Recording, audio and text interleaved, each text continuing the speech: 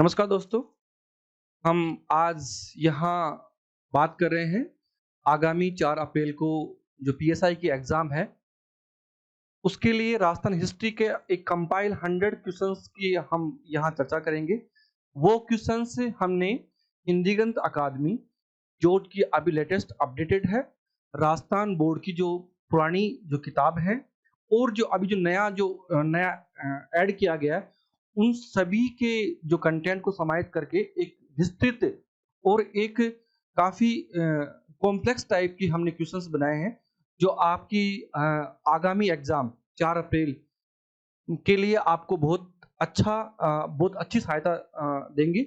और आप मेरी आपसे ये मतलब अ, गुज़ारिश है कि आप प्लीज़ जब भी ये क्लास देखो, तो इन क्वेश्चंस को और इनके सॉल्यूशंस को बहुत अच्छे से देखना। निश्चित तौर पे एग्ज़ाम में आपका लगभग 60 से 70% आपको इसका फ़ायदा मिलेगा, क्योंकि आपके सिलेबस से बाहर एक भी क्वेश्चन नहीं है। टोटल पूरी किताब को देख के ये क्वेश्चंस बनाए गए हैं। और हमारा जो चैनल है वो Raman school of IAS and RS है।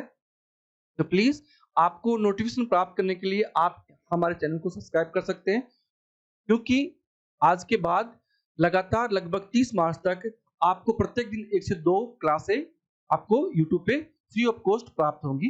धन्यवाद। चलो हम बात करते हैं आज के क्वेश्चंस के लिए, ठीक है? ये तो मैंने आपको समझा दिया। अब नेक्स्ट है क्विक रिवीजन अपन इनका करेंगे, ठीक है? नेक्स्ट है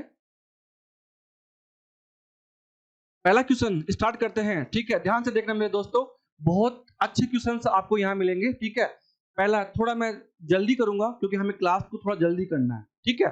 तो उसके लिए ध्यान दीजिएगा कि फर्स्ट में कर्नल पहला क्वेश्चन है, कर्नल जेम्स टोड के ऐतिहासिक विवरणों और उसके द्वारा प्रतिपादित सिद्धांतों के संदर्भ में निम्नलिखित कथनों पर विचार कीजिए। निम्नलिखित कथनों पर विचार कीजिए। तो ठीक है, अब देखो मैंने कर्नल जेम्स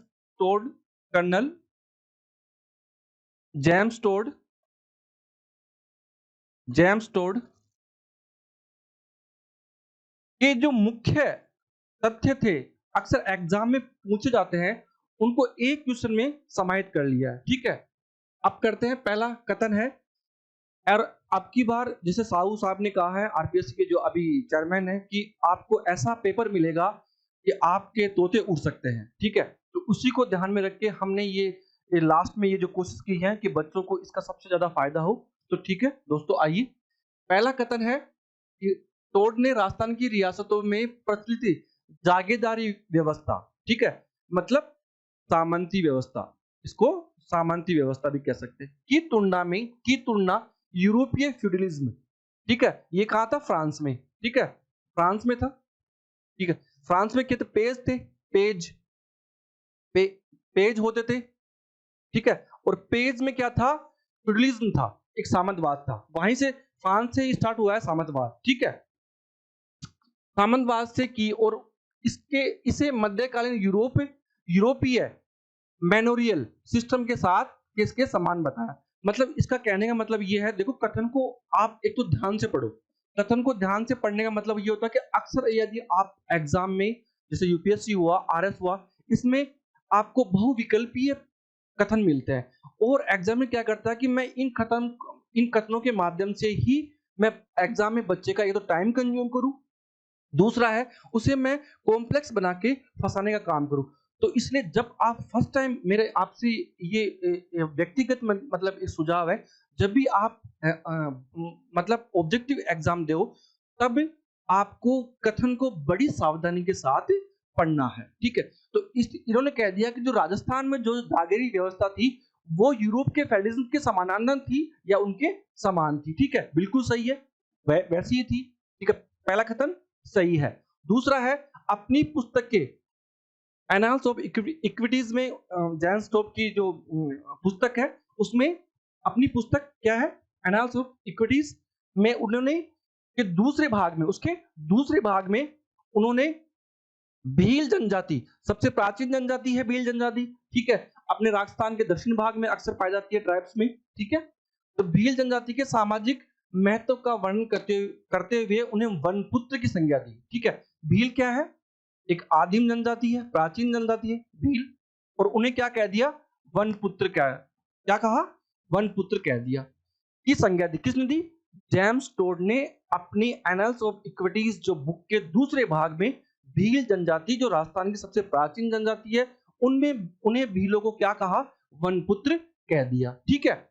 और गुहिल शासकों, गुहिल कहां थे, मेवाड़ में थे। ठीक है, के उत्थान में उनकी भूमिका को रेखांकित किया। ठीक है, अभी भी उनकी जो ध्वजा होती है इसके मेवाड़ के शासकों की, वहां भील का ही सिंबल होता है, जो भील का जो सिंबल ना उनकी ध्वजा में अंकित है। इसलिए क्यों, क्योंकि सब मेवाड़ के उत्थान में मेवाड़ की सेना में भीलों का बहुत महत्वपूर्ण योगदान रहा है। ठीक है, इसीलिए मेवाड़ी अक्सर स्वाभिमानी होते हैं, भील भी क्या होते हैं, अक्सर स्वाभिमानी जनजाति है। ठीक है, अगला है कर्नल टोड ने अग्निकुल का सिद्धांत का समर्थन करते हुए राजपूतों को थक और सीथियन ये यूरोप की जनजातियां हैं। ठीक है, एथेंस के आसपास है। ठीक है, आप देख लेना एक बार। सीथियन वंश का बताया, जिसके लिए उन्होंने पृथ्वीराज रासो के वृत्तांतों का भी उपयोग किया। पृथ्वीराज रासो किसकी है, चंद्रबरदाई की लिखी गई है। ठीक है, संयोगिता और पृथ्वीराज चौहान की जो प्रेम कथा है आपको पता होगा, आप ये अतिरिक्त सब्जेक्ट है, अपन बाद में पढ़ेंगे, यहाँ हमें थोड़ा फास्ट पढ़ना है। ठीक है, तो कर्नल जेम्स टोड ने क्या कह दिया, किसमें, उसने अग्निकुल के सिद्धांत का, अग्निकुल, पृथ्वीराज रासो ने क्या कहा कि राजपूतों की जो उत्पत्ति हुई है वो किससे हुई है, अग्निकुल से हुई है। किससे, अग्निकुल सिद्धांत से हुई है। और उसी का संदर्भ लेते हुए कर्नल जेम्स टोड ने उसी के समानांतर इन्हें क्या कह दिया, शक और सीथियन। क्या कहा, शक और सीथियन, जो यूरोप की दो अच्छी जनजातियां थी वहां। ठीक है, आगे है, ये भी सही है, तीसरा भी, दूसरा भी। ठीक है, तो उनकी प्रसिद्ध कृति का प्रथम खंड, उनकी प्रसिद्ध एनल्स ऑफ इक्विटी, ठीक है, उसमें प्रथम खंड तब 1829 में प्रकाशित हुआ था। ठीक है, सबको पता है, जिसे उन्होंने अपने गुरु यति, उनका गुरु, अक्सर एग्जाम में, हर बार एग्जाम में ये क्वेश्चन बार बार पूछा गया है कि कर्नल जेम्स टोड जो राजस्थान के प्रसिद्ध इतिहासकार थे, राजस्थान को एक क्रमबद्ध रूप से जो लिखा वो किसने लिखा था, कर्नल जेम्स टोड के गुरु का क्या नाम था, गुरु का क्या नाम था, यति ज्ञानचंद्र को समर्पित किया है। तो चारों कथन सही हैं। देखो, एक क्वेश्चन में आपको कर्नल जेम्स टोड का लगभग सभी विवरण आपको प्राप्त हो गया है। तो इसलिए मैं कह रहा हूं कि ये इन क्वेश्चंस को आपको बड़ा ध्यान से पढ़ना है। ठीक है, तो देखो 1 और 3 ये गलत हो गया। ठीक है, इसको काट दो, इसको काट दो, और आंसर क्या हो गया, 1 2 3 4 और सभी आंसर। ठीक है, अब मैं इसको कंपाइल करने की कोशिश करता हूं। ठीक है, ध्यान से देखना आप। ठीक है, कर्नल जेम्स टोड, ठीक है, राजस्थान इतिहासकार है, राजस्थान का इतिहास लिखा है उन्होंने। ठीक है, उनकी एनल्स ऑफ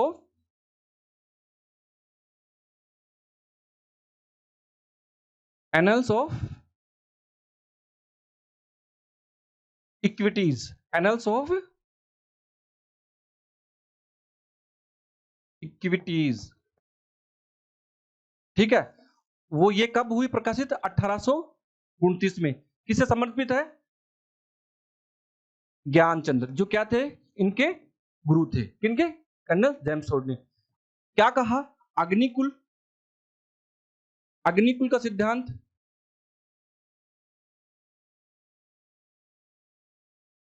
सर्वप्रथम किसमें दिया गया, पृथ्वीराज रासो किसकी लिखी हुई है, ये लिखी है चंद्रबरदाई की।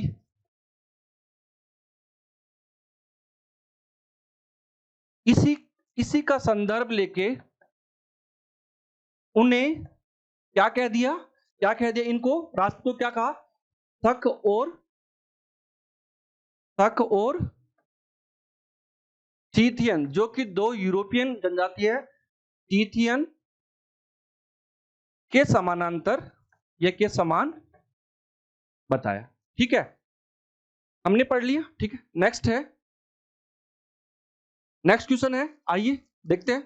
राजस्थान के शिलालेखों, ठीक है, राजस्थान के शिलालेखों और साहित्य स्रोतों के संदर्भ में निम्नलिखित कथनों पर विचार कीजिए।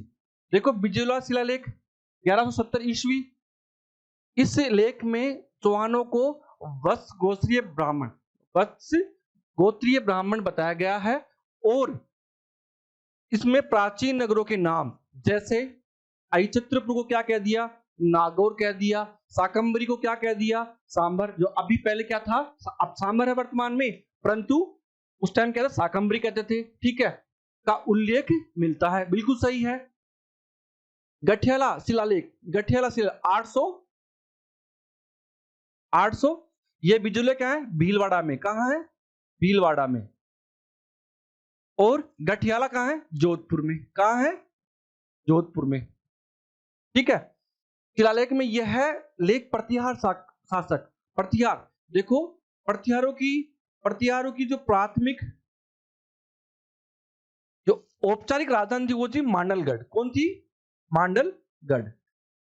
और मांडलगढ़ में के शासक कौन थे, कुकुट। प्रतिहार शासक कौन थे, कुकुट के समय का है, जो मारवाड़ में प्रतिहारों की वंशावली, ठीक है, कि प्रतिहार कहां, कब और किस किस वंश के, मतलब उनके वंश में कौन कौन से शासक आए, तो ये उनके बारे में बताया गया है और जाति व्यवस्था पर प्रकाश डालता है। तो द्वितीय कथन भी पूर्णतः सही है।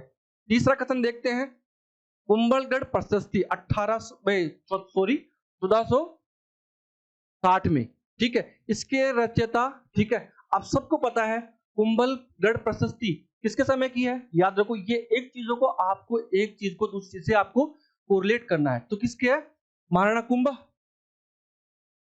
कुंभा। अब ये महाराणा कुंभा के समय, ठीक है, इसके रचयिता कौन थे, अत्रि और महेश थे, ठीक है। और इसमें हमीर कौन, हमीर मेवाड़ का शासक था। हमीर को विषम घाटी पंचानन मतलब विकट परिस्थितियों में भी एक विजेता हो, ऐसी दुर्लभ परिस्थिति आए उनमें भी वो घबराए नहीं, तो उनको क्या किया, विकट परिस्थितियों में सिंह के समान हो, ठीक है, विकट परिस्थितियों में वो किसके समान हो, सिंह मतलब शेर के समान हो, मतलब घबराए नहीं, तो किसे कहा गया, हमीर को कहा गया। तो ये भी क्या है, सही है। राज प्रशस्ति राज सिंह के समय, ठीक है, 1676, यह विश्व का सबसे बड़ा शिलालेख है। देखो, कई बुक्स में इसको एशिया का मानते हैं, ठीक है, कई बुक में इसे भारत का मानते हैं, ठीक है।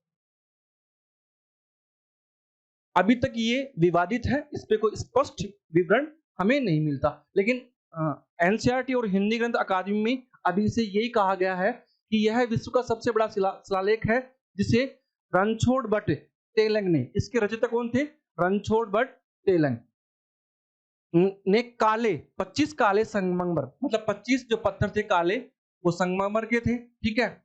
एक बैसलाना से मिलता है हमें काला संगमरमर, मैं आपको बता दूं ज्योग्राफी में, ठीक है। तो 25 काले पत्थर संगमरमर की शिलाओं पर उत्कीर्ण किया था और यह राजसमंद झील की पाल पर स्थित है। तो उपरोक्त सभी क्वेश्चन क्या होंगे, इसके सही होंगे। अगला क्वेश्चन है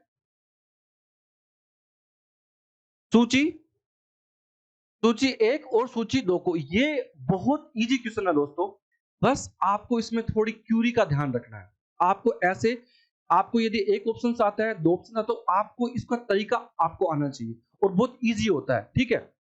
देखो, अपन देखते हैं कि मानमोरी शिलालेख, अब ये बताओ, मानमोरी शिलालेख मारवाड़ के राठौड़ की वंशावली और सामाजिक स्थिति क्या सही है, नहीं है, ठीक है। मानमोरी शिलालेख अमृत मंथन का उल्लेख है, और कर्नल टोड द्वारा समुद्र में फेंका जाना। आपने कहानी सुनी है कि कर्नल जेम्स टोड, मानमोरी के शिलालेख इतना इंपॉर्टेंट था कि उसको चुरा के लेके जा रहे थे, और ये कहते थे अरब सागर के आसपास वो इस शिलालेख को, मतलब ऐसे हवाएं आई, भंवर आए, और मतलब जहाज को बचाने के लिए उन्होंने क्या कर दिया कि इस शिलालेख को समुद्र में फेंक दिया, ठीक है। तो क्या होगा, पहले मानमोरी क्या होगा, पहले में 2, ठीक है। अब दूसरे में देखो भाबरू, कहाँ है भाबरू, जो बीजक की पहाड़ियां हैं, ठीक है, भीम डोंगरी है, ठीक है। बौद्ध मठ के जो प्राचीनतम राजस्थान में अवशेष हैं वो कहाँ मिलते हैं, बैराट में मिलते हैं। तो भाबरू शिलालेख बैराट है।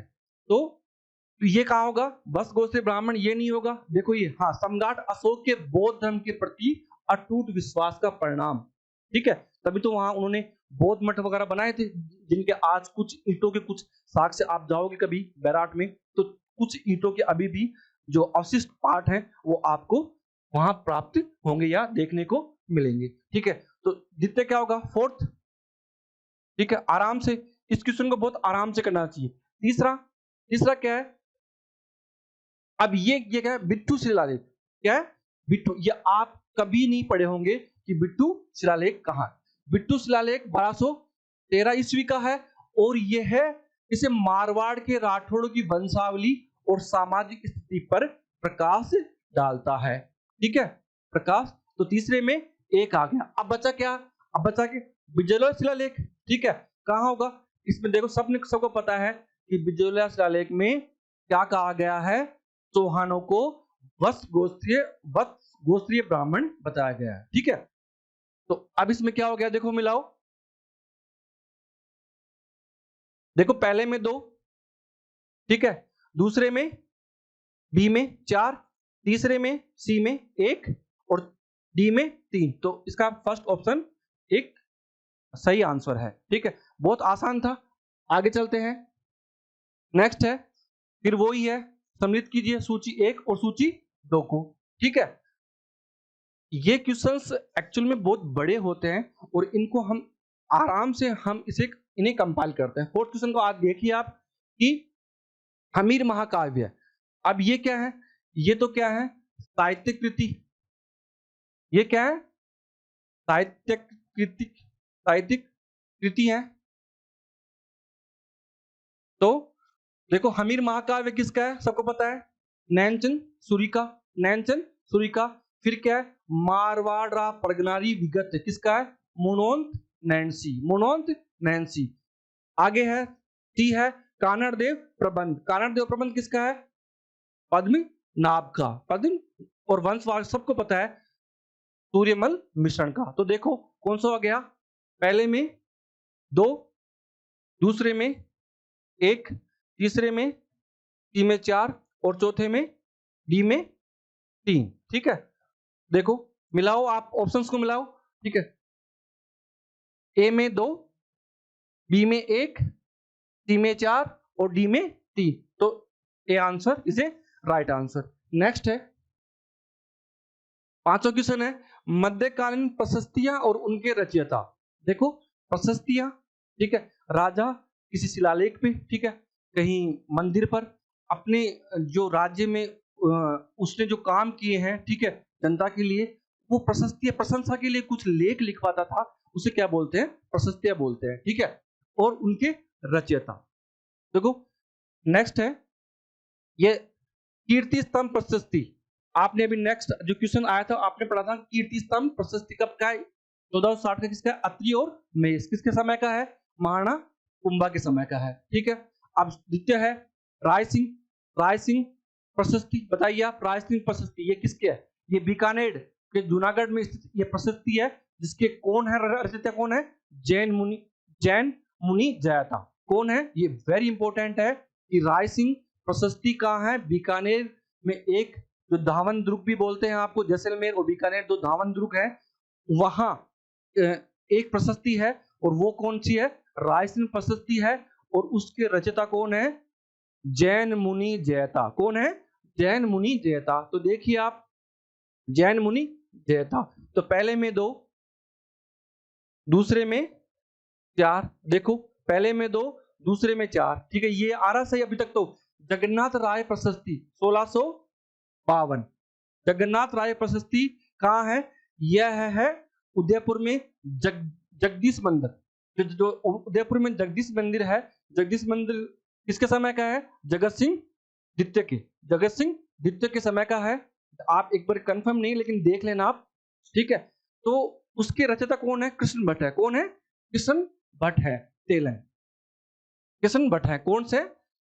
जगन्नाथ राय प्रशस्ति 1652 में, और इसके कौन है? कृष्ण भट्ट हैं। अब सबको पता है राज प्रशस्ति का है 1673, कब की है? 1673 में, और इसके जो रचयिता हैं वो कौन है? रणछोड़ भट्ट तेल हैं। तो ये ऑप्शन सही हो गया। नेक्स्ट है, फिर वही है, एक शिलालेख दिए गए हैं और उनका स्थान और विवरण आपको सुमिलित करना है। ठीक है, 2.5 दिन का जोपड़ा लेक, ठीक है, 2.5 दिन का जोपड़ा लेक सबको पता है कहाँ है। इसी को क्या पहले यहाँ कहा था? संस्कृति पाठशाला था। संस्कृति मतलब संस्कृत की एक जो पाठशाला को तोड़कर बनाया गया था इमारत, वो क्या था? इल्तुतमिश या कुतुबुद्दीन ऐबक, मुझे पता नहीं है अभी तक, आप देख लेना। ठीक है, ये 2.5 या इसको 2.5 दिन का जोपड़ा भी का लेख है, वो कहाँ है? अजमेर संस्कृत पाठशाला को तोड़कर बनाई गई इमारत पे है। ठीक है, तो ए में क्या आ गया? 2। ठीक है, दरगाह बाजार शिलालेख, ये इंपॉर्टेंट, आप ये बहुत इंपॉर्टेंट है। कहाँ है? दरगाह बाजार शिलालेख कहाँ है? ये है अजमेर में। कहाँ है? अजमेर में। और इसमें शाहजहां के समय के निर्माण, और इसका निर्माण कब किया गया? जो शाहजहां था उसके समय इसका निर्माण किया गया था। ठीक है, नेक्स्ट क्वेश्चन है, नेक्स्ट क्वेश्चन देखिए आप, सॉरी नेक्स्ट, तो इसमें क्या आएगा? दरगाह बाजार शिलालेख कहाँ है? अजमेर में स्थित है, और किसका है? किसके समय का है? शाहजहां के समय का है। ठीक है, तो क्या आ गया? बी में 4।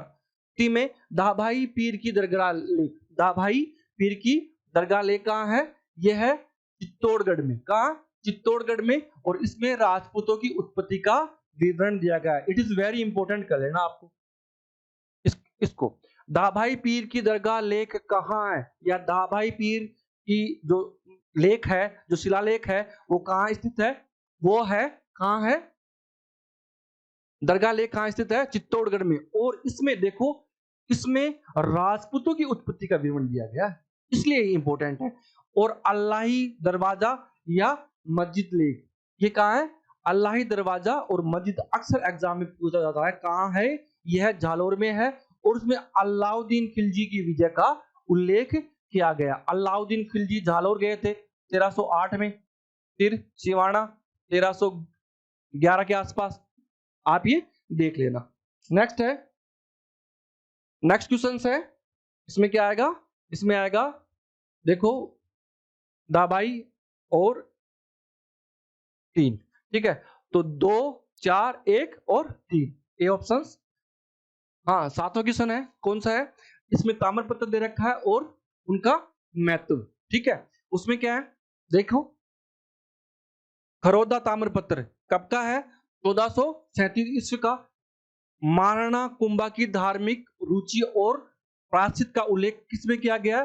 खरोदा ताम्रपत्र में। नेक्स्ट है पूर्व ताम्रपत्र, ये पूर्व ताम्र बहुत इंपॉर्टेंट है। ये कहाँ है? मेवाड़ में जोर के समय दिए गए दान किसने? हाडी रानी ने दिए थे। ठीक है, उसके समय पूर्व ताम्रपत्र है। मेवाड़ में जोर के समय दिए गए दान का परिणाम, तो पहले में 1, दूसरे में 2, तीसरे में, इट इज वेरी इंपॉर्टेंट, चीखली ताम्रपत्र 1483। ये इससे भी आपको कभी कभी एग्जाम में पूछ लेता है। ठीक है, जैसे यहाँ ताम्रपत्र देगा और यहाँ आपको सन दे देगा, तो ये मैंने एक अतिरिक्त आपके लिए ये डाल रखा है कि खरोदा, जो खरोदा ताम्रपत्र है 1437 का है।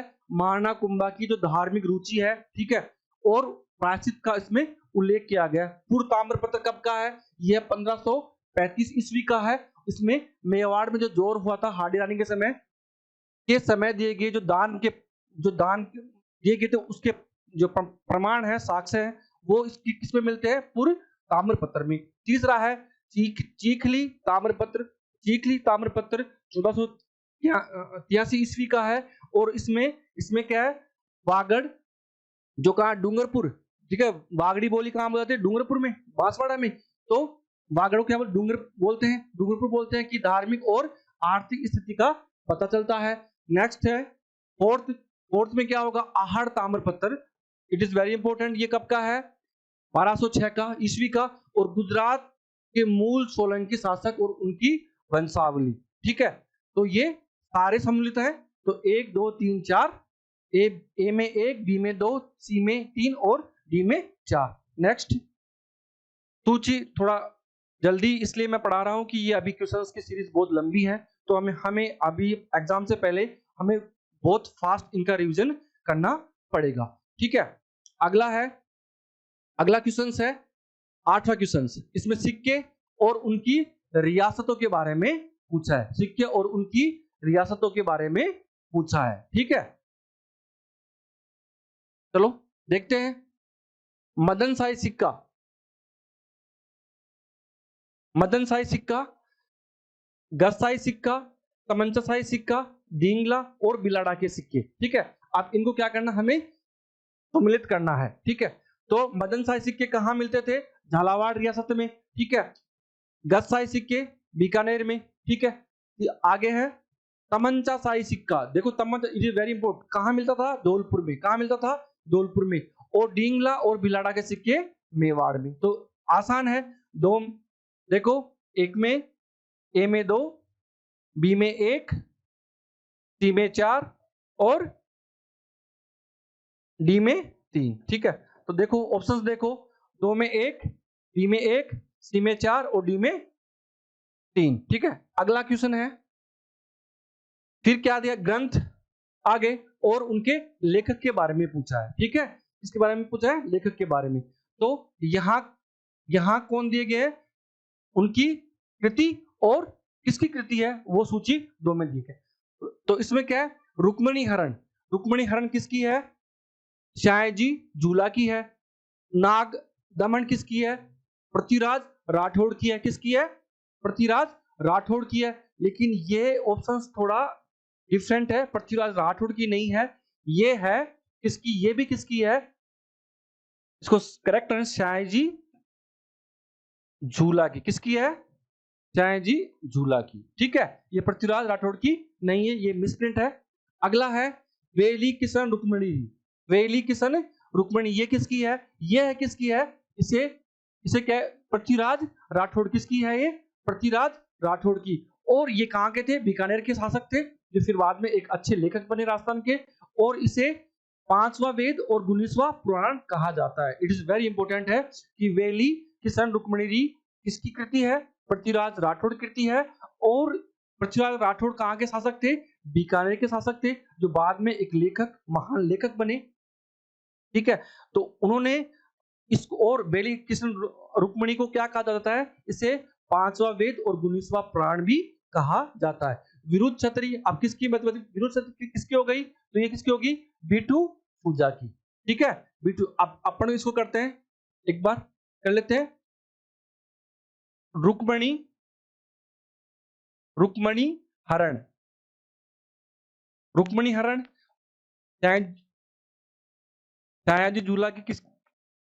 शायाजी झूला कौन सी हो गई? रुक्मणी हरण हो गई। और कौन सी हो गई? नाग दमन। ठीक है, नाग दमन। फिर पृथ्वीराज राठौड़, जो बीकानेर के शासक थे। पृथ्वीराज चौहान मत कर देना इसको। ठीक है, वेली किशन रुक्मणी किसकी है? पृथ्वीराज राठौड़ की है। और विरुद्ध क्षत्रिय किसकी है? बीटू सुजा की। तो अब देखो इसमें ऑप्शंस क्या होंगे। ठीक है, आप तो अब इसको मिला लेना। ठीक है, ये इसका हो गया, ये भी इसका हो गया। ठीक है, और ये पृथ्वीराज राठौड़ का। ठीक है, आगे समझ में। नेक्स्ट है क्वेश्चन नंबर 10। इसमें भी ग्रंथ दे रखे हैं और लेखक। ठीक है, ये क्या है? ये कृतियां हैं। ठीक है, ग्रंथ है। ये क्या है? ग्रंथ दिए गए हैं और किसके द्वारा रचित हैं। ठीक है, कुवलय माला। कुवलय माला किसकी है? सबको पता है, अदुतन सूरी की। ठीक है, दूसरा है भरतेश्वर बाहुबली घोर। भरतेश्वर बाहुबली घोर, ये है 18 भाषाओं में। देखो अदुत काके झालोर के थे, और झालोर के कौन थे? अदुतन सूरी। इसकी कृति कौन सी है? कुवलय वलय माला। ये इंपॉर्टेंट इसलिए कि ये 18 भाषा, इसमें क्या है 18 भाषाओं में, इसे 18 भाषाओं का इसमें क्या है उल्लेख किया गया, और इसमें ही सबसे पहले मरु भाषा का उल्लेख किया गया। या किसका क्या है मरु, जिसे आजकल इसका अपभ्रंश होके इसका रूपांतर किसमें हो गया मारवाड़ में, किसमें हो गया मारवाड़ में हो गया, ठीक है, मारवाड़ी भाषा में हो गया। ठीक, आगे है भरतेश्वर बाहुबली गौर किसकी है, भरतेश्वर बाहुबली गौर किसकी है, ब्रजसेन सूरी की, किसकी है ब्रजसेन सूरी की है। उपमति, आगे उपमति भाव प्रपंच, उपमति भाव प्रपंच कथा किसकी है, चित्त ऋषि सूरी की, किसकी है चित्त ऋषि सूरी की है। अगला है प्रबंध चिंतामणि किसकी है, मेरुतंग, किसकी है मेरुतुंग की। ठीक है, तो इसमें क्या हो गया, पहले में 1 हो गया, ए में 1, बी में 2, सी में 3 और डी में 4। तो देखो ऑप्शन देखो, ये पहला ऑप्शन सही है, A option is right. Next question है ऐतिहासिक ख्यात और वृत्तांत, ऐतिहासिक ख्यात और वृत्तांत। ख्यात, अपन कोई ख्यात का मतलब होता है कि हम किसकी प्रशंसा करें, ठीक है, किसके बारे में बताएं, ठीक है, तो उनके लेखक के बारे में हम ज्ञात करेंगे। दयालदासरी ख्यात, दयालदासरी ख्यात, ठीक है, नाम से पता चल रहा है दयालदास है तो दयालदास चिड़ायच क्या है, बीकानेर, इसमें क्या है अतिरिक्त विवरण है, बीकानेर, बीकानेर के राठौड़, राठौड़ शासकों का क्या इसमें क्या है वर्णन है। ठीक है, दूसरा है राठौड़ वंशरी विगत, किसकी है राठौड़ वंशरी विगत, इट इज वेरी इंपॉर्टेंट, किसकी है मुनोंत नैन्सी की है, किसकी है मुनोंत नैन्सी की है। तो पहले में आ गया 1, ए में 1, बी में 3, सी में बाकी दासरी ख्यात किसकी है, नाम से पता है बाकी दास जी कहाँ के थे जोधपुर के थे। ठीक है, तो इसमें सी में 2। ठीक है, इसके मुझे बताओ आप कि बाकी दास जी ख्यात किसकी है, बाकी दास जी, और बाकी दास जी मारवाड़ मतलब जोधपुर के किस शासक के समकालीन थे, जल्दी से मुझे आप कमेंट करके बताइए। ठीक है, बताइए किसके थे, ये थे, बताओ आप, ये थे मानसिंह, मानसिंह, मानसिंह के शासनकाल के समय एक महान कवि थे, और मानसिंह ने नाथ, नाथ, नाथ जो संप्रदाय है, संप्रदाय को क्या दिया बढ़ावा दिया, क्या दिया बढ़ावा दिया। यहां मान प्रकाश संग्रहालय भी है, मान प्रकाश संग्रहालय भी है। ठीक है, अब है अचल दासरी वचनिका, अचल दास खिचरी वचनिका, वचनिका किसकी है शिवदास गार्डन की है, शिवदास गार्डन की है। तो एक बार आप सब बता दो, ठीक है, क्या दयालदास जी ख्यात किसकी है, दयालदास चिड़ायत की, कहा इसमें क्या है बीकानेर के राठौड़ वंश का विवरण है, दिखते है, ये सेकंड इंपॉर्टेंट है। राठौड़ वंशी विगत किसकी है मोनोत नैन्सी है, और तीसरा है बाकीदासरी ख्यात किसकी है, बाकीदास जी की है, जो जोधपुर के महाराजा मानसिंह के दरबारी कवि थे। अगला है अचलदास खिचरी वचनिका किसकी है, शिवदास गार्डन की है, और इसने इसमें क्या किया है, अचलदास खिचरी कहाँ के थे बताओ आप मुझे कमेंट करके बताइए कि अचलदास खिची शासक कहाँ के थे, शासक थे, फिर बाद में वो क्या बन गए थे एक वैरागी बन गए थे। ठीक है, किसकी है, ये है शिवदास गार्डन की है। और जो गागरोन दुर्ग क्या है, एक जलदुर्ग की श्रेणी में आता है, वहां गागरोन के युद्ध का क्या है इसमें वर्णन किया गया है, किसकी है शिवदास गार्डन की। अब एक बार दोबारा रिपीट कीजिए आप कि राठौड़ वंश की विगत किसकी है मोनोत नैन्सी की है, अचलदास की चिरी वचनिका किसकी है शिवदास गार्डन की है, और इसमें गागरोन युद्ध का वर्णन किया गया है। नेक्स्ट क्वेश्चन है, तो इसमें क्या आ गया, इसमें 4th, तो बताइए आप ए में 1, ए में 1, बी में 3, सी में 2 और डी में 4। तो B option is A right. अगला है क्वेश्चन नंबर 12। क्वेश्चन नंबर 12 में क्या कहा गया है? क्वेश्चन नंबर 12 में कहा गया है साहित्य कृति, फिर साहित्य कृति है और उसके लेखक को आपको क्या करना है? सुम्मिलित करना है। क्या करना है? सुम्मिलित करना है। तो नेक्स्ट है वीर सतसई। वीर सतसई, वीर सतसई किसकी है? हाँ ठीक है, देखिए वीर सतसई किसकी है बताइए आप? ये है सूर्यमल मिश्रण की। किसकी है? सूर्यमल मिश्रण की। सेनानी, सेनानी किसकी है? मेघराज मुकुल। किसकी है? मेघराज मुकुल की है। पाथल और पीथल, पाथल और पीथल किसकी है बताइए मुझे आप? पाथल और पीथल किसकी है? यह है कन्हैयालाल सेठिया। कन्हैयालाल सेठिया। पाथल और पीथल, ठीक है। पाथल किसे कहा गया इसमें? कन्हैयालाल सेठिया ने पाथल किसको कहा है? पाथल कहा गया प्रताप को, और पीथल किसे कहा गया है? पृथ्वीराज राठौड़ को। ठीक है, इंपॉर्टेंट है। पाथल और पीथल साहित्यिक कृति किसकी है? कन्हैयालाल सेठिया की है। और इसमें पाथल किसे कहा गया है? पाथल प्रताप, महाराणा प्रताप को। और पीतल किसे कहा गया है? पृथ्वीराज राठौड़ को, जो क्या थे? वेली किशन रुक्मिणी, इनकी रचना है। पृथ्वीराज राठौड़ क्या है? पीतल कहा गया है। बातारी फुलवारी, बातारी फुलवारी सब जानते हैं। बातारी फुलवारी, इस पे एक शॉर्ट फिल्म भी बन चुकी है। ये किसकी है? विजयदान देथा की है। और विजयदान देथा जिसे बीजी कहते थे, स्थानीय भाषा में क्या कहते हैं? बीजी। और इसके कितने हैं? 14 खंड है। तो देखो पहले में 1 हो गया, ए में 1, बी में 2, सी में 3 और डी में 4। तो देखिए ए में 1, बी में 2, सी में 3 और डी में 4। नेक्स्ट क्वेश्चन आइए, वॉइस है ग्रंथ और लेखक। आपको यहाँ सारे जितने भी साहित्यिक ग्रंथ हैं, ठीक है, चाहे वो प्राचीन हो, चाहे मध्यकालीन राजस्थान में हो और चाहे आधुनिक काल राजस्थान में।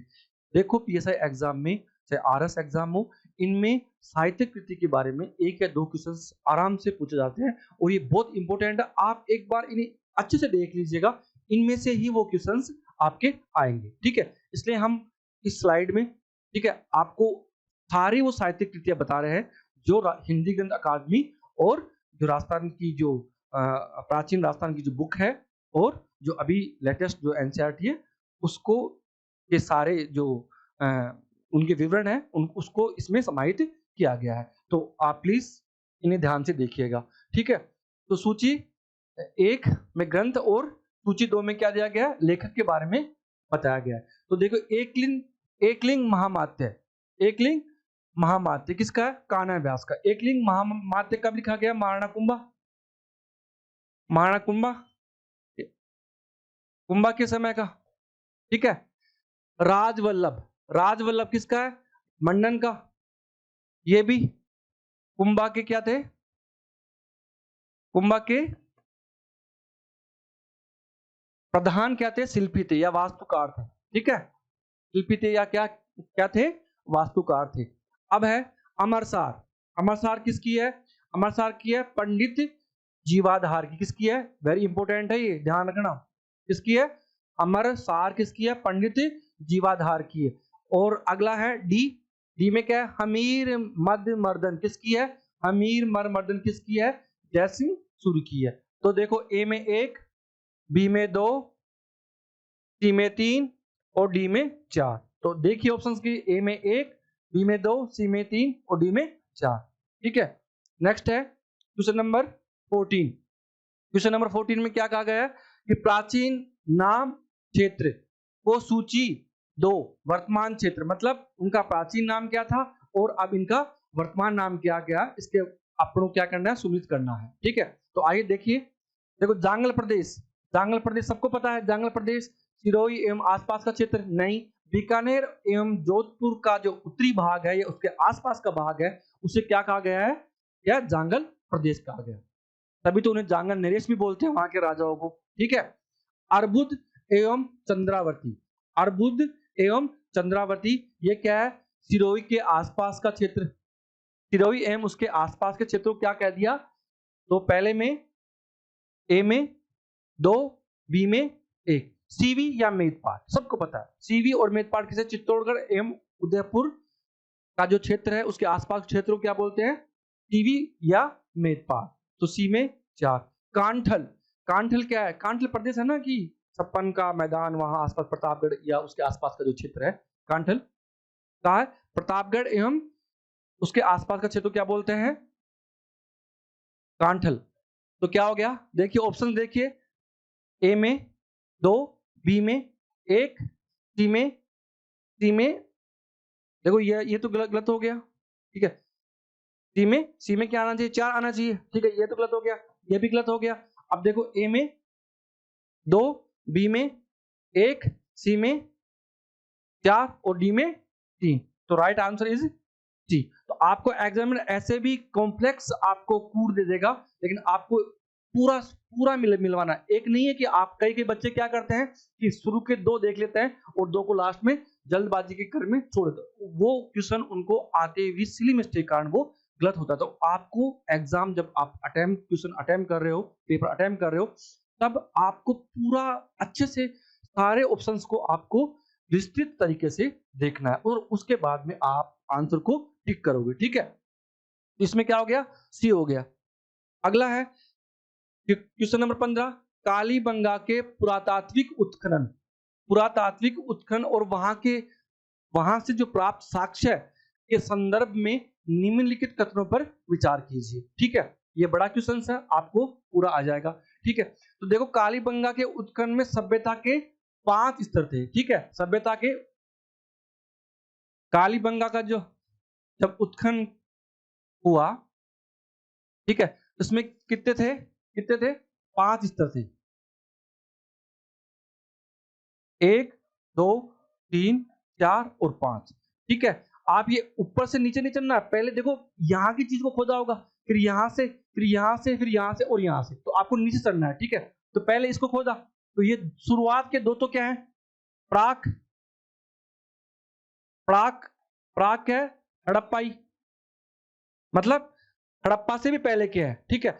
और 3 क्या है, हड़प्पा कालीन है, हड़प्पा कालीन, ठीक है। तो अब देखो ऑप्शंस को देखते हैं कि कालीबंगा के उत्खनन में सभ्यता के 5 स्तर प्राप्त हुए हैं, जिनमें से प्रथम 2 मतलब 1 और 2 स्तर प्राक हड़प्पा, मैंने कहा ना प्राक हड़प्पाई है, प्री हड़प्पन कालीन है, सही है, और शेष 3 हड़प्पा कालीन है, ये भी सही है। तो option A is A correct.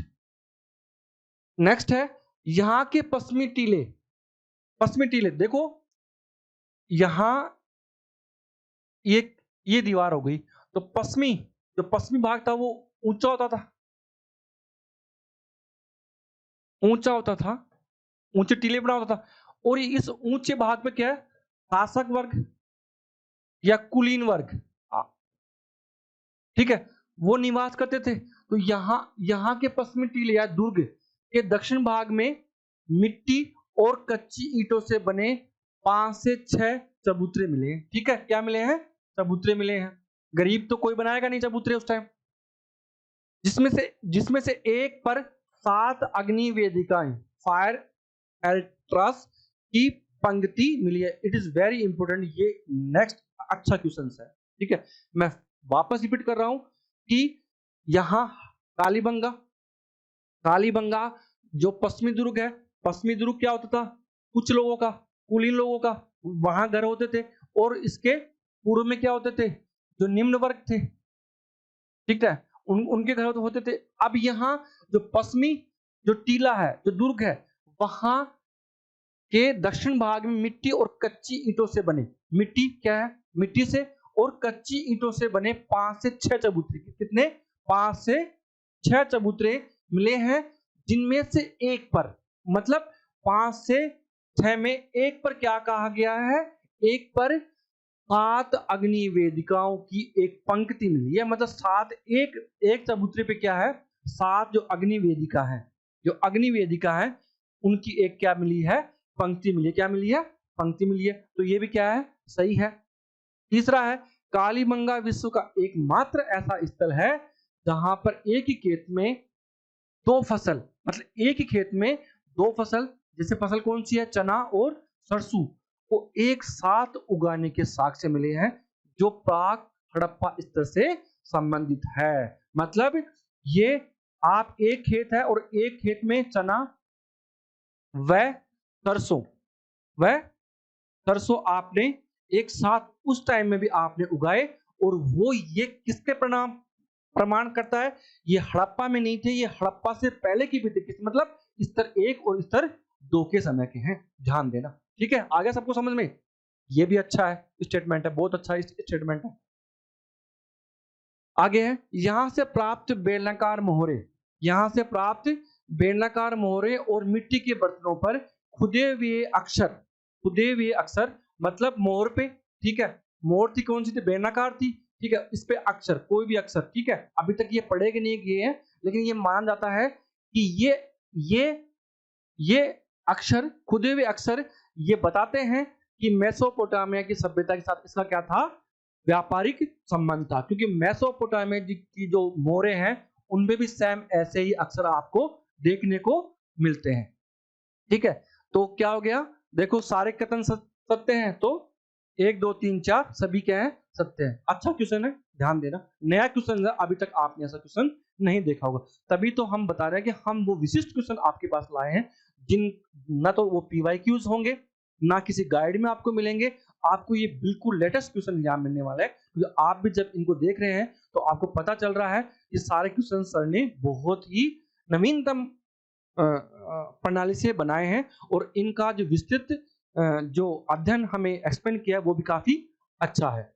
अगला क्वेश्चन है क्वेश्चन नंबर 16, भीनमाल सभ्यता के पुरातात्विक उत्खनन और ऐतिहासिक संदर्भों के बारे में निम्नलिखित कथनों पर विचार कीजिए। भीनमाल सभ्यता, ठीक है, भीनमाल जालोर में है, ठीक है, हाँ, हम बात कर रहे थे, ठीक है, इसका उत्खनन RC अग्रवाल, मतलब पूरा नाम है रत्नचंद्र अग्रवाल द्वारा 53-54 में किया गया, सही है ऑप्शन, ठीक है। यहां से प्राप्त रोमन एम्फोरा सुरापात्र, क्या था, एक सुरापात्र जिसमें शराब वगैरह पीते हैं ना, वो था, और यूनानी दुहस्ती, मतलब दो हत्थे वाली जो सुराही होती है ना, ठीक है, यह प्रमाणित करती है कि इसका सीधा व्यापारिक संबंध किससे था, रोम और यूनान से था, ठीक है। तो रोमन, देखो रोमन मतलब रोमन एम्फोरा, और यूनान से था, यूनान, तो दोनों को मिला दो तो सही है।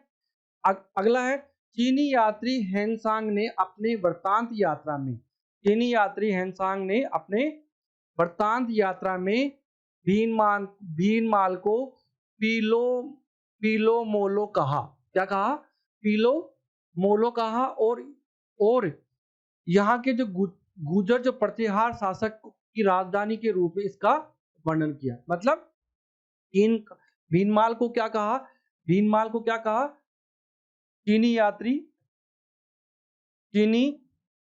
यात्री हेनसांग ने क्या कहा, पीलो मोलो, क्या कहा, पीलो मोलो कहा, ये भी अक्सर पूछा जाता है। और जो है उसने कहा, यहाँ के जो उस समय के जो गुर्जर प्रतिहार जो शासक थे, तो वहां की जो राजधानी के रूप में क्या किया है, किसका वर्णन किया है, भीनमाल का, जो प्रतिहार शासकों की राजधानी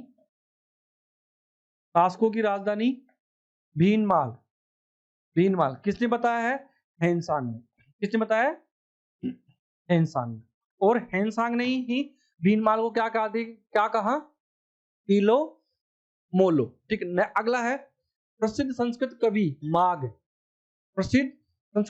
माघ और खगोल शास्त्री ब्रह्मगुप्त का जन्म स्थान और कार्यस्थली भी क्या रही है, भीनमाल रही है। इंपोर्टेंट है, तो सभी क्वेश्चंस, सभी स्टेटमेंट क्या है, सही है। अगला है, गिलून सभ्यता के संदर्भ में कौन सा कथन असत्य है, क्या पूछा अभी, असत्य, ये भी आपको अक्सर ध्यान रखना होता है। क्या करते हैं हम, अक्सर बच्चा क्या करता है, इसे सत्य मान लेता है, क्योंकि अक्सर क्वेश्चन में सत्य सही पूछा होता है, और अचानक आपको क्या देगा, एक फॉल्स स्टेटमेंट या फॉल्स आपको चीज पूछ लेगा, तो इसको अच्छे से पढ़ते हैं पहले इसको क्या कर लो, आप अंडरलाइन कर लो। तो हमें क्या देखना है, इसमें असत्य कथन देखना है। तो देखो पहला देखते हैं, ए ऑप्शन क्या है, यह बनास नदी के किनारे स्थित आहार सभ्यता का एक प्रमुख केंद्र था। सही है, ठीक है। कौन सी नदी, बनास नदी किनारे, ठीक है। आहार सभ्यता का एक प्रमुख केंद्र था जिसका उत्खनन बी लाल और बाद में, ठीक है, पुणे के डेक्कन कॉलेज व पेंसिल्वेनिया विश्वविद्यालय के सहयोग से किया गया। ये भी सही है, ठीक है। बी ऑप्शन है, गिलून सभ्यता की एकमात्र गिलून सभ्यता राजस्थान की क्या थी, एकमात्र ताम्रयुगीन सभ्यता थी, जहां से, वेरी इंपॉर्टेंट, जहां से क्या है, जहां से पक्की ईंटों के प्रयोग के प्रचुर साक्ष्य मिले हैं। ये आप याद रख लो कि राजस्थान क्या है, राजस्थान की एकमात्र सभ्यता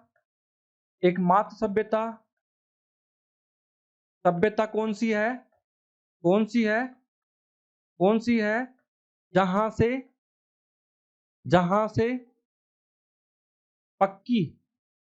जहां से पक्की ईंटों के प्रयोग सर्वाधिक हुए हैं। क्या हुए हैं, सर्वाधिक हुए हैं। और वो कहाँ है, कौन सी है, गिलून सभ्यता। कौन सी है, गिलून सभ्यता कहाँ है, बनास नदी के किनारे। कहाँ है, बनास नदी किनारे। और आहार सभ्यता का क्या है, ये एक प्रमुख केंद्र था। सबसे पहले किसने, बी लाल ने, और उसके बाद में किसने किया, पेंसिल्वेनिया, जो पुणे का एक डेक्कन कॉलेज है, और उसका सहयोग किसने किया,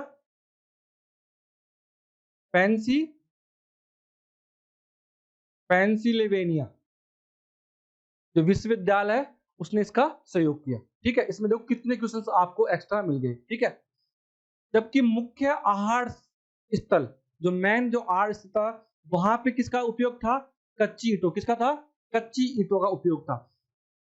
और कच्ची ईंटों के साथ किसका भी उपयोग किया, पत्थरों का उपयोग किया, ठीक है। तो ये क्वेश्चन ध्यान देना कि गिलून सभ्यता राजस्थान की एकमात्र ताम्रयुगीन सभ्यता है, जहां से पक्की ईंटों के प्रयोग के प्रचुर मात्रा में क्या मिले हैं, साक्ष्य मिले हैं। मतलब वहां पक्की ईंटों का सर्वाधिक उपयोग हुआ है, जबकि जो मुख्य आहार स्थल है, ठीक है, वहां पर कच्ची ईंटों और पत्थरों का उपयोग अधिक था। तो एक ये समानांतर जो भिन्नता है वो क्या है कि गिलून सभ्यता में क्या था, पक्की ईंटों का सर्वाधिक उपयोग, वहीं जो आहार का जो मुख्य केंद्र है आहार सभ्यता का, वहां कच्ची ईंटें एवं पत्थरों का प्रयोग अधिक हुआ है। नेक्स्ट है, तो बी ऑप्शन भी सही है, सी है, यहां से प्राप्त मिट्टी के खिलौनों में हाथी और शेर की मरण मूर्तियां प्रमुखता से मिली हैं, जो मृण मूर्ति मतलब मिट्टी की मूर्तियां जो इस क्षेत्र की जैव विविधता को दर्शाती है, जो इस क्षेत्र की जैव विविधता को दर्शाती है। ये गलत है। यहां देखो, यहां से मिट्टी के खिलौनों में हाथी और शेर नहीं, जबकि किसकी, बैल की क्या मिली है, मृण मूर्तियां मिली है। क्या, मिट्टी के मूर्तियां मिली है। तो इसमें हाथी और शेर की नहीं है, जबकि किसकी है, बैल की है। तो ये क्वेश्चन क्या हो गया, गलत हो गया। क्या हो गया, गलत हो गया। तो हमें क्या पूछा है, गलत पूछा है। अगले को हम देख लेते हैं, ठीक है। यहां से 5 प्रकार के मृदुबांड मिले हैं, ठीक है। मिट्टी के बर्तन हैं जो 5 प्रकार के यहां मिले हैं, जिसमें दूसर मृदुबांड, ठीक है, और काले लाल मृदुबांड शामिल है। उन 5 में जो है उनमें क्या है, दूसर मृदुबांड भी है और काले व लाल मृदुबांड भी है। तो नेक्स्ट क्वेश्चन है उदयपुर। उदयपुर जिले में स्थित ईसवाल, इंपोर्टेंट है उदयपुर। ईसवाल सभ्यता कहाँ है, कहाँ है ईसवाल सभ्यता? कहाँ है? उदयपुर जिले में स्थित ईसवाल पुरातात्विक स्थल के संदर्भ में निम्नलिखित कथनों पर विचार कीजिए। ठीक है, तो देखिए ईसवाल, सबसे पहले तो आप ईसवाल को ध्यान रख लो। ईसवाल कहाँ है? ईसवाल स्थल कहाँ है? ये क्या है? उदयपुर में। ये क्या है? कहाँ है? उदयपुर में। ठीक है, ईसवाल को प्राचीन, कथन एक है, ईसवाल को प्राचीन औद्योगिक नगरी के रूप में जाना जाता है। ईसवाल को प्राचीन औद्योगिक नगरी के रूप में जाना जाता है क्योंकि यहाँ से बड़े पैमाने पर क्या मिला है? लोहे गलाने की भट्टियों के साक्ष्य मिले हैं। क्या मिले ईसवाल से? लोहे को गलाने की भट्टियों के क्या मिले हैं? साक्ष्य मिले। क्या मिले हैं? साक्ष्य मिले हैं। ठीक है, ये भी सही है। यहां से प्राप्त लौह अयस्क की खुदाई और गलाने की प्रक्रिया कहा? मौर्य काल से लेकर मध्यकाल 12वीं 13वीं शताब्दी तक निरंतर चलने के परिणाम मिले हैं। ठीक है, तो देखो ये भी सही है। अगला है, उत्खनन में यहां से ऊंट की अस्थियां प्राप्त हुई। किसकी है? Very important. आपको डायरेक्टली ये पूछ ले कि राजस्थान में ऐसी कौन सभ्यता है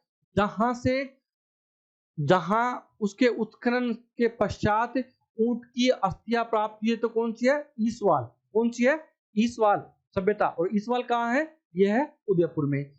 जो तत्कालीन समाज में पशुपालन और परिवहन, ऊंट क्या है? एक पालतू पशु है, मतलब पशु है, और वो किसका, उसका उपयोग किसमें होता है? उसका उपयोग होता है बैलगाड़ी में, मतलब एक गाड़ी के रूप में, परिवहन के रूप में सामान को एक जगह से दूसरे, ऊंट गाड़ी नहीं देखते आप कभी, तो उनके लिए तो परिवहन के विशिष्ट साधनों पर प्रकाश डालता है। ये भी सही है। नेक्स्ट है फोर्थ, इस स्थल का उत्खनन कार्य राजस्थान विश्वविद्यालय के इतिहास एवं पुरातात्विक विभाग द्वारा संपन्न किया गया। It is very important. देखो राजस्थान विश्वविद्यालय का जो इतिहास एवं पुरातात्विक विभाग है, उसने ईसवाल सभ्यता का उत्खनन का कार्य संपन्न करवाया। ठीक है, तो चारों कथन क्या है? सत्य है। अगला है बूंदी और झालावाड़ क्षेत्र के सेल चित्रों, ठीक है, रॉक पेंटिंग, विशेष रूप से गरदड़ा और बैरद के संदर्भ में निम्नलिखित कथनों पर विचार कीजिए। जो बूंदी और भीलवाड़ा के क्षेत्र में कौन कौन, विशेष रूप से अपनों कहां देखना है? गरदड़ा और बैरद। वहां क्या क्या प्राप्त हुआ है, क्या क्या वहां साक्ष्य मिले हैं, उनके बारे में हम यहां देखेंगे। तो कथन है, देखो खाजा नदी के तट पर स्थित कहां है? अब देखो सबसे पहले तो ये आ गया कि गरदड़ा जो क्षेत्र है वो क्या है? खाजा नदी इंपॉर्टेंट है। ठीक है, खाजा नदी के तट पर स्थित विश्व की प्राचीनतम बर्ड राइडर रॉक पेंटिंग मिली है। किसकी मिली है? यहां से बर्ड राइडर रॉक पेंटिंग मतलब उड़ते हुए पक्षी की जो है एक पेंटिंग मिली है, जिसे राजस्थान में सेल चित्र का कला का जनक कहा जाता है। It is very important question है। मैं आपसे अब इसी से एक सिंपल क्वेश्चन ये पूछ लूं कि विश्व की प्राचीनतम बर्ड राइडर रॉक पेंटिंग कहां मिली है? विश्व की प्राचीनतम बर्ड राइडर राजस्थान में किस सभ्यता से प्राप्त हुई है, किस पुरातात्विक स्थल से प्राप्त हुई है? तो वो है गरदड़ा स्थल से। आगे है, और इस स्थल से यहां में मतलब प्राचीनतम है, तो इसी से क्या मान जाता है कि ये सेल चित्रकला, मतलब पत्थर पे जो चित्रकला होती है, सेल मतलब पत्थर चट्टान पे जो चित्रकला होती है, वो इसका जन्म यहीं से हुआ है। अगला है, नेक्स्ट है, इस क्षेत्र की रॉक पेंटिंग को सर्वप्रथम डॉक्टर विष्णु श्रीधर वाकणकर ने रेखांकित किया। किसने किया? रॉक पेंटिंग को किसने किया? रॉक पेंटिंग किसने किया? विष्णु श्रीधर ने। किसने? विष्णु श्रीधर वाकणकर ने रेखांकित किया और इन्हें भारतीय कला का क्या कह दिया? प्रवेश द्वार कहा। किस भारतीय कला का क्या कहा? प्रवेश द्वार का। मतलब यहां से ही भारतीय कला का उद्भव हुआ है, या यहां से ही भारतीय चित्रकला का गुजरी है। ठीक है। अगला है बेरद। बेरद और गरदड़ा की गुफाओं में गेरवी रंग, ठीक है, का प्रयोग बहुतायत हुआ है। इंपोर्टेंट है। किसका हुआ है? गेरवी रंग का प्रयोग बहुतायत में हुआ है, जिसमें मानवीय आकृतियों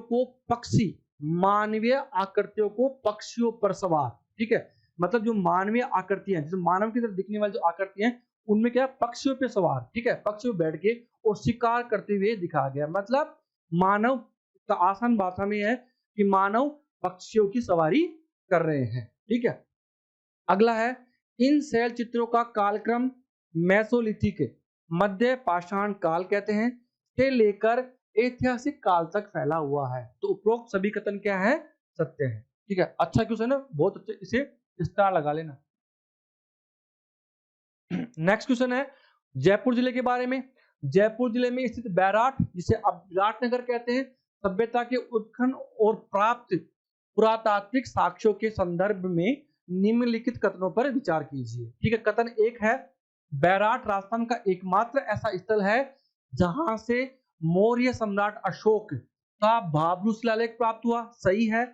जो उनके बौद्ध धर्म के प्रति अटूट विश्वास और धम्म की नीति की पुष्टि करता है। बिल्कुल सही। अशोक की प्रसिद्ध है धम्म की नीति, जो आपको वैश्विक स्तर पर इसके जो लेख हैं वो देखने को मिलते हैं। अगला है यहां स्थित बीजक की पहाड़ी से एक गोलाकार बौद्ध मंदिर। मैंने कहा था ना बीजक की पहाड़ी है, बीजक गोला। अब यहाँ आप देखोगे तो मात्र ईंटें, ऐसे ईंटें बची हैं। ठीक है। गोलाकार बौद्ध मंदिर या स्फूत के अवशेष मिले हैं। ठीक है।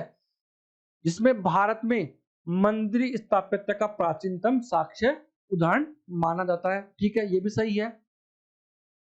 अगला है उत्खनन में यहां से सूती कपड़े में लिपटी हुई, देखो कपड़े में लिपटी हुई, देखो यहाँ एग्जामिनर ने बिल्कुल चेंज कर दिया। तभी तो मैं आपको बार बार बोलता हूं कि आपको हर स्टेटमेंट को बहुत अच्छे से देखना है। आप डायरेक्टली कर देते, ठीक है, हाँ कि सूती वस्त्र में लिपटी हुई इतनी तो मिली थी, ठीक, हमने पढ़ा था, लेकिन नहीं, इसने 46 कर दिया। 46 नहीं थी, कितनी थी?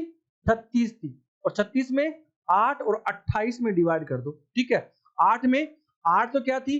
पंचमार्क, चांदी की पंचमार्क, जिसे 5 मार्क थे। और 28 क्या थी? 28 इंडो गिर्क राजाओं, विशेषकर मिनीडियर की थी। ठीक है। 8 तो क्या थी? पंचमार्क सिक्कों की तरह थी। और 28 किसकी थी? किनकी थी? जो यूनानो, जो ग्रीक और यूनानी जो राजा थे ना मिनीडियर, उसकी तरह, उसके समकक्ष या उसके समकालीन दिखाई देती थी। तो वहां इसमें क्या है? कितनी थी? 36 थी। जो 36 मुद्राएं कैसे प्राप्त हुई है? वो एक कपड़े में लपेटी हुई थी, मतलब एक कपड़े में लपेट कर रखा गया था। नेक्स्ट है, तो ये क्वेश्चन ये गलत है। देखो तीन को काट दो, 3 को काट दो, 3 को काट दो, तो देखो आसानी से ये ऑप्शन। लेकिन अपन इसको पढ़ लेते हैं। चीनी यात्री हेनसांग ने अपनी पुस्तक टीयू की में बैराट का उल्लेख पी ओ ली ये तालो के रूप में किया है, और यहाँ 8 बौद्ध मठों के होने का विवरण मिला है। देखो हैनसांग ने मैंने अभी थोड़ी देर पहले बताया था, हैनसांग ने भीनमाल को पीलो मोलो क्या कहा? पीलो मोलो कहा। जबकि बैराट को क्या कह दिया? बैराट को कहा उसने, क्या कहा कि पोली पोली ये तालो, पोली ये तालो।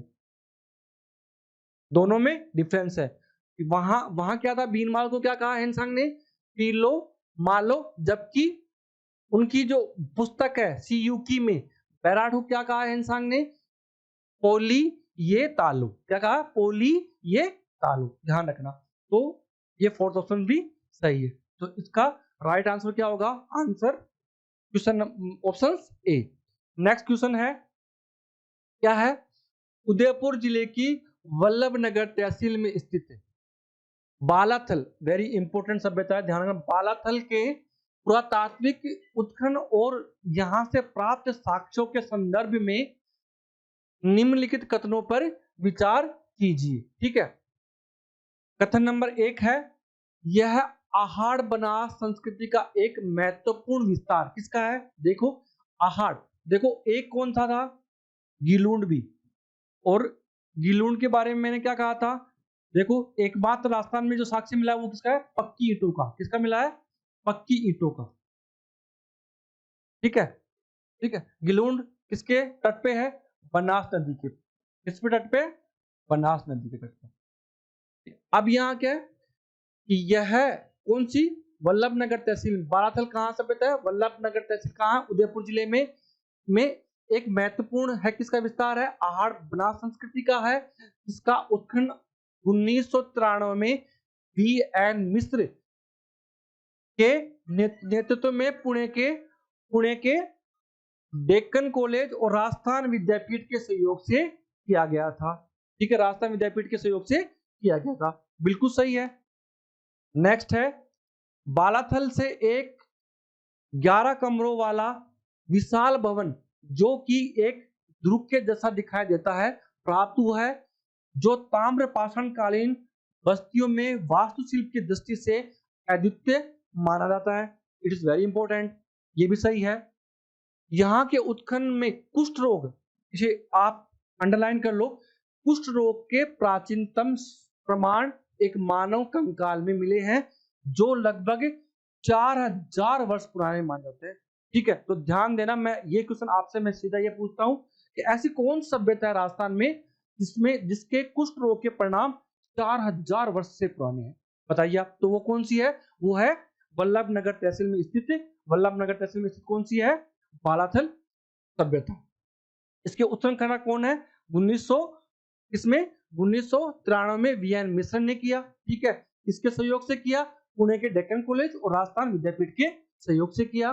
ठीक है, यहाँ का एक विशाल एक सभ्य एक विशेषता यह है यहाँ की कि यहाँ एक विशाल 11 कमरों वाला एक क्या मिला है, एक दुर्ग जैसा ढांचा मिला है ना, जो कि वास्तुकला की दृष्टि से अद्वितीय माना गया है। और बहुत इंपॉर्टेंट है, यहाँ कुष्ठ रोग के जो प्राचीनतम साक्ष्य मिले हैं, लगभग माना गया है कि ये साक्ष्य लगभग 4000 वर्ष पूर्व के हैं। अगला है, कालीबंगा और बैराट की तरह, ठीक है, कालीबंगा कहाँ है, हनुमानगढ़ है, बैराट कहाँ है, जयपुर में स्थित है, इनकी तरह बालाथल से भी हाथ से बुने हुए सूती वस्त्र के कपड़े क्या है, अवशेष मिले हैं। मैं आपसे ये पूछ लो अभी, जस्ट बैराट में सूती वस्त्र का जो सूती वस्त्र के कपड़े में लिपटी कितनी मोहरें थी, कितनी थी बताओ आप मुझे, कमेंट कीजिए, कितनी थी, 36। 8 कौन सी थी, पंचमार्क मुद्राएं थी, कौन सी थी, पंचमार्क, और 28 कितनी थी, 28 कौन सी थी, इंडो ग्रीक की तरह। तो देखो, जो यहाँ के विकसित वस्त्र उद्योग की क्या करते हैं, पुष्टि करते हैं, क्या करते हैं, पुष्टि करते हैं। तो हम एक बार इन्हें अच्छे से देखेंगे एक स्लाइड में, क्योंकि ये बहुत इंपॉर्टेंट क्वेश्चन है। देखो बालाथल सभ्यता, बालाथल सभ्यता कहाँ है,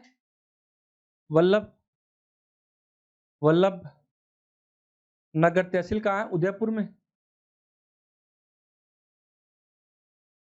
उत्खननकर्ता कौन है, उत्खननकर्ता कौन है,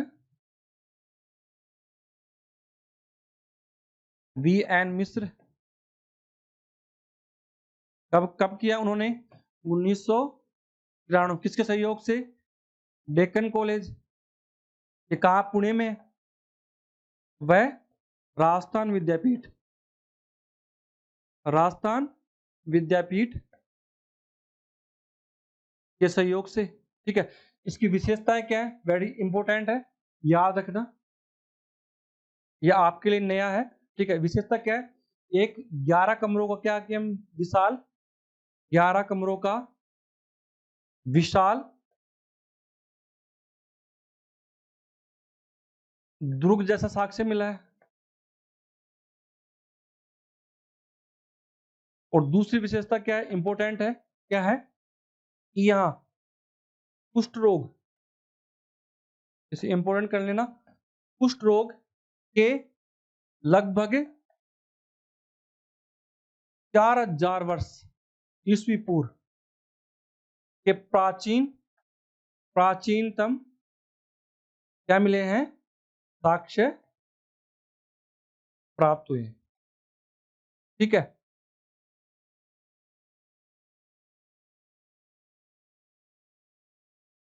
तो आज हमने लगभग 21 क्वेश्चंस यहाँ किए हैं। तो आप कमेंट करके बताइए, लाइक कीजिए, कमेंट कीजिए और सब्सक्राइब कीजिए कि आपको आज की क्लास कैसे लगी। ठीक है, कुछ कमियां हैं आप कमेंट में ये कह सकते हैं। मैंने पूरा मतलब इसमें पूरी मेहनत की है कि आपको मैं अधिक से अधिक और विस्तृत जो क्वेश्चंस के रूप में एक सिलेबस मैं आपको एग्जाम से पहले प्रदान कर सकूं, और उसकी मैंने पूरी कोशिश की है। ठीक है, अगली क्लास के लिए आप प्लीज हमारे जो चैनल है Raman school of IAS and RS को एक बार सब्सक्राइब जरूर कर लीजिएगा, उसका नोटिफिकेशन को ऑन कर लीजिएगा। जैसे ही एक क्लास नेक्स्ट क्लास आएगी आपके पास उसका नोटिफिकेशन पहुंच जाएगा। नमस्कार दोस्तों, धन्यवाद।